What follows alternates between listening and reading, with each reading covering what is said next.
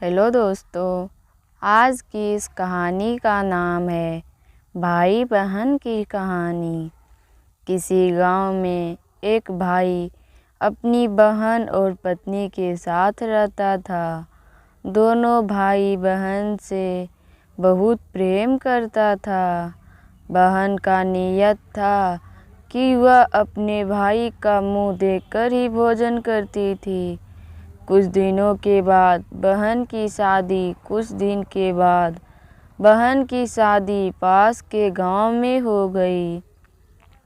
लेकिन बहन ने अपना नियम नहीं तोड़ा। प्रतिदिन अपने भाई का मुंह देखने आती।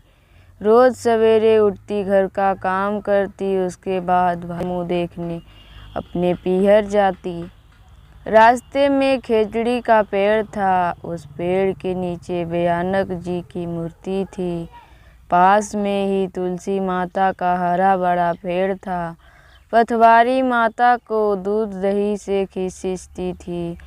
भाई का मुंह देखने जाती और कहती जाती, हे भगवान, हे विनायक जी, मेरे को अमर सुहाग देना और अमर पीहर देना। इस प्रकार से कहती हुई आगे अपने पीहर के रास्ते पर चलती जाती। रास्ते में कांटों की झाड़ियाँ थी। बहन की कांटे चुभ जाते। पीहर पहुंची, अपने भाई का मुंह देखा और पास में बैठ गई।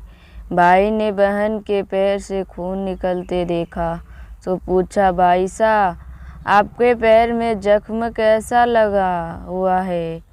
तब बहन बोली, रास्ते में झाड़ियाँ थी, उसी के कांटे चुभ गए। कुछ देर के बाद बहन अपने घर वापस चली गई। बहन के जाने के बाद भाई ने सोचा कि बहन मुझसे मिलने आती है। रास्ते में झाड़ियाँ है, उसके कांटे मेरी बहन के पैर में चुभ जाते हैं। अपने घर से बहन के घर तक का रास्ता साफ कर दिया। रास्ते में से विनायक भगवान, तुलसी माता सभी को साफ कर किनारे कर दिया। इससे भगवान क्रोधित हो गए और भाई को हमेशा के लिए सोता छोड़ दिया। प्रातः काल उठने पर पत्नी पति की अवस्था को देखकर रोने लगी।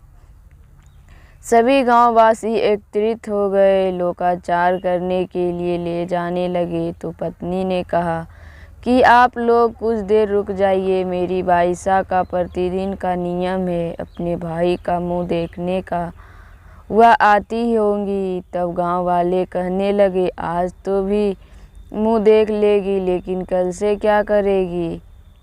तब एक वृद्ध ने कहा, ठीक है, थोड़ी देर रख लेते हैं। उधर बहन हर दिन की तरह सवेरे उठी, घर का काम किया, उसके बाद अपने भाई से मिलने को चल पड़ी। रास्ते में आई तो देखा कि पूरा रास्ता साफ किया हुआ है। पेड़ के पास खेजड़ी की डाल दोबारा लगाई, 7 पत्थर लगाकर पथवारी माता बैठाई, विनायक जी की मूर्ति खोज कर दोबारा से स्थापित किया, तुलसी जी का पेड़ लगाया। भगवान सूर्योदय को साक्षी मानकर सबके पांव पकड़ कर बोली, हे भगवान, अमर सुहाग देना, अमर पीहर बास देना। इतना कहकर अपने पीहर की ओर चल दी। उसके जाने के बाद विनायक जी, भगवान खेजड़ी, माता तुलसी, पथवारी माता, सूर्यदेव, सूर्य भगवान ने सोचा, यदि इसकी नहीं सुनी तो हमें को कौन मानेगा। यह सोचकर भगवान ने बहन को आवाज़ लगाई, बेटी इधर आ, खेजड़ी की 7 पत्तियां तोड़कर ले जा और कच्चे दूध में घोलकर अपने भाई को इसके छींटे देना, वो सही सलामत उठकर बैठ जाएगा।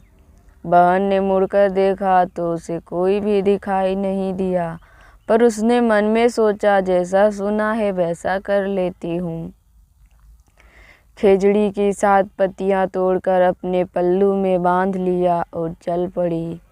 अपने भाई के घर पहुंची तो देखा भाभी रो रही है, गांव वाले बैठे हैं, भाई की लाश रखी है। वो अपने घर के अंदर गई, कच्चे दूध में खेजड़ी की पत्तियों को घोल कर लेकर आई और उसके छींटे भाई के मुंह पर दिए। छींटे लगते ही भाई उठकर बैठ गया, जिससे गहरी नींद से जागा हो।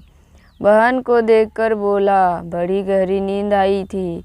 बहन ने मन ही मन सभी भगवान को प्रणाम किया और बोली, ऐसी नींद दुश्मन को भी ना आए। फिर अपनी भाई से बोली, भाई तुमने रास्ता साफ क्यों किया? भगवान के साथ को क्यों उठाकर हटाया? मैं आते समय सभी को दोबारा स्थापित करके आई हूँ। भगवान की कृपा से ही मुझे अमर सुहाग और अमर पीहर वास मिला है। फिर हाथ जोड़कर कहा, हे भगवान, जैसे मुझे अमर सुहाग और अमर पीहर वास दिया, वैसे सब को देना। जैसे मेरी लाज रखी, वैसे ही सबकी लाज रखना। बोलो विनायक की जय, पतवारी माता की जय, तुलसी माता की जय, खेजड़ी की जय, सूर्य भगवान की जय। दोस्तों, अगर मेरी कहानी पसंद आए तो मेरे चैनल को सब्सक्राइब कीजिए और मेरे वीडियो को ज़्यादा से ज़्यादा शेयर कीजिए। Thank you.